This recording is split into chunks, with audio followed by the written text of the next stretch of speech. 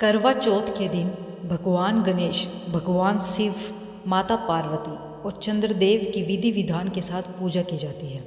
इसके साथ ही करवा चौथ की कथा भी सुनी जाती है। धार्मिक मान्यता है कि जो भी सुहागिन इस व्रत को करती है उनके पति की उम्र लंबी होती है। पति की लंबी उम्र की मंशा से किया जाने वाला करवा चौथ का व्रत इस वर्ष 1 नवंबर 2023 को बुधवार के दिन रखा जाएगा। करवा चौथ व्रत का हिंदू धर्म में बहुत अधिक महत्वपूर्ण होता है।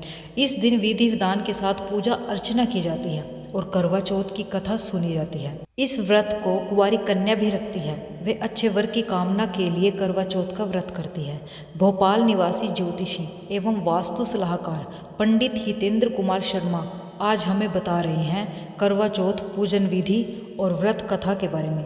करवा चौथ पूजन विधि। करवा चौथ की खास पूजा शाम को चंद्रोदय होने के बाद की जाती है।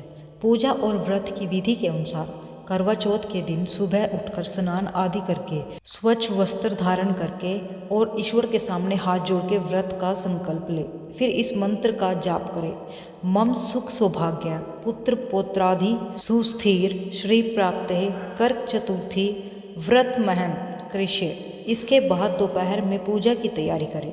वैसे जो आजकल प्रिंट किए हुए कैलेंडर आते हैं, लेकिन अगर आपके पास नहीं है तो आप इसके लिए घर के मंदिर की दीवार पर गेरू से फलक बनाएं। फिर चावल को पीसकर इससे फलक पर करवा का चित्र बनाएं।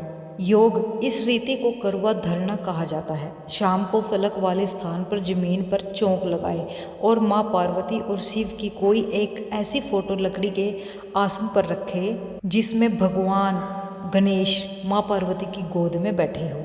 अब पूजा की थाली सजाएं और थाली में दीपक, सिंदूर, अक्षतय, कुमकुम, रोली तथा चावल की बनी मिठाई या सफ़ेद मिठाई रखें।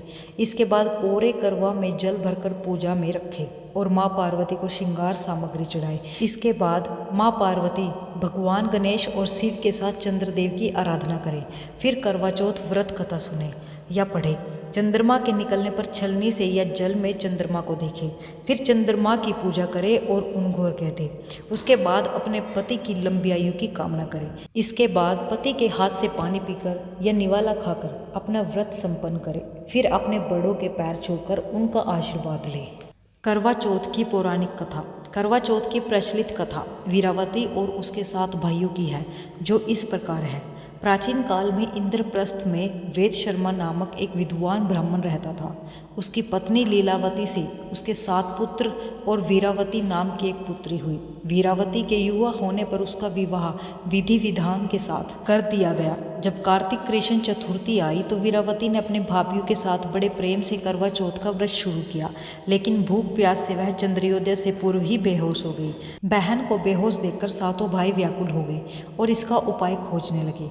उन्होंने अपनी लाडली बहन के लिए पेड़ के पीछे से जलती मिसाल का उजाला दिखाकर बहन को होश में लाकर चंद्रोदय होने की सूचना दी।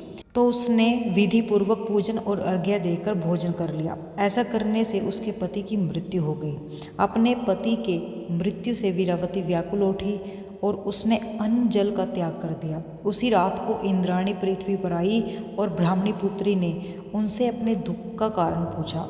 इस पर इंद्राणी ने बताया कि तुमने करवा चौथ पर वास्तविक चंद्रोदय होने से पहले ही अर्घ्य देकर भोजन कर लिया, इसीलिए तुम्हारा पति मर गया।